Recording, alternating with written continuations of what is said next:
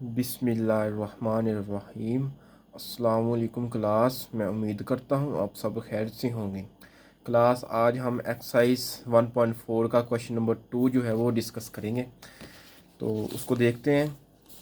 कहता है कि क्वेश्चन नंबर 2 की तरफ मूव करते हैं। कहता है find which of the following matrices are singular और नॉन सिंगुलर। ये 4 मैट्रिक्स दिए हुए हैं हमें, हमने चेक करके बताना है कि कौन सा सिंगुलर है और कौन सा नॉन सिंगुलर है। तो ये तो 4 की बात है, आपको मैंने ऐसा मेथड बताना है, अगर वो आपने सीख लिया ना तो 4 को छोड़ो 400 क्वेश्चन भी आ जाए ना, आप आसानी से कह सकते हैं कि ये सिंगुलर होगा और कौन सिंगुलर नहीं होगा।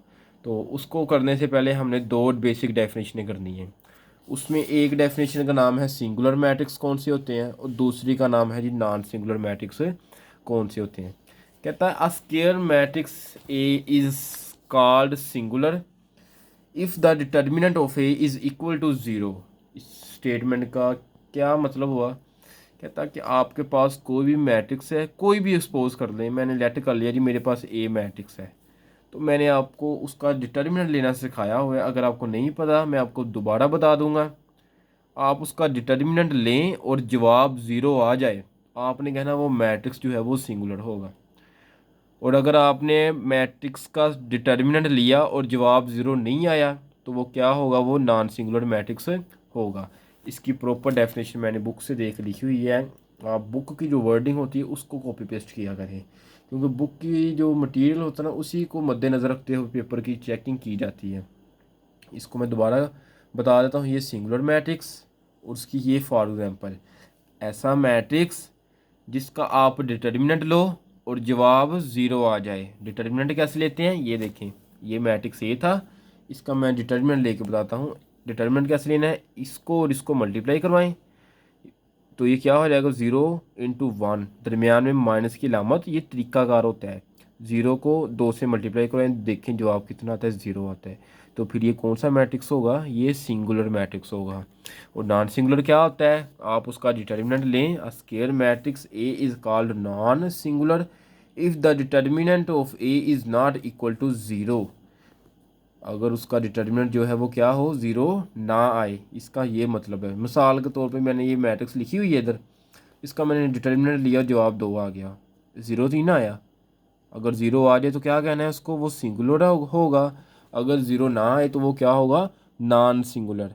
क्लास आपको एक और बात बताता हूँ, आपने कंफ्यूज हो जाना है कि सिंगुलर मैट्रिक्स और नॉन सिंगुलर मैट्रिक्स होते क्या हैं। अब इतना तो आपको पता चल गया है, ज़ीरो आना है, लेकिन आप जैसे जैसे टाइम गुजरेगा आपके जहन से ये बात जो है वो स्किप हो जाएगी कि सिंगुलर में ज़ीरो आता था या नॉन सिंगुलर में ज़ीरो आता था। तो मैं आपको एक हिंट देता हूँ जो आपके लिए आसानी से जो है ना आप उसको जजमेंट कर सकते हैं।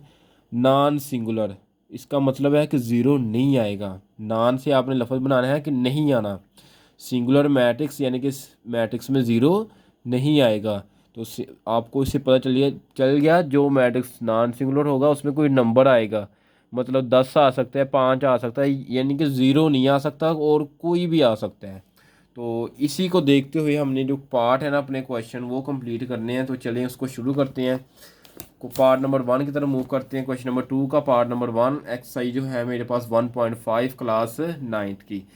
तो क्लास वीडियो शुरू करने से पहले मैं आपको बताता चलूँ, अगर आप लोग मेरे चैनल पे नए हैं तो इसको लाइक करें, शेयर करें, सब्सक्राइब करें और साथ ही साथ नोटिफिकेशन में ऑल पे क्लिक करें। इसका फ़ायदा आपको ये होगा कि मेरे आने वाली जो भी नई मज़ीद वीडियो होगी सबसे पहले वो आप तक पहुँचे जाएगी। क्वेश्चन नंबर 2 की तरफ मूव करते हैं। पार्ट 1 एक मैट्रिक्स ये दिया हुआ है, इसका डिटर्मिनेंट को डिनोट करने का ये तरीका होता है, एक गिर्द एक लाइन ये लगा दें और एक लाइन ये लगा दें। आसान लफ्ज़ मैंने आपको बता दिया है, ऐसे बार से लगा दें। इसको इससे मल्टीप्लाई करवा दें या इसको इससे मल्टीप्लाई करवा दें, बात एक ही होती है। माइनस माइनस बस लगाना है, इसको इसके साथ मल्टीप्लाई करवा दें। 3 × 4 12, 2 × 6 12, जवाब क्या आ गया, ज़ीरो। तो ये मैट्रिक्स कौन सा होगा, ये सिंगुलर मैट्रिक्स होगा।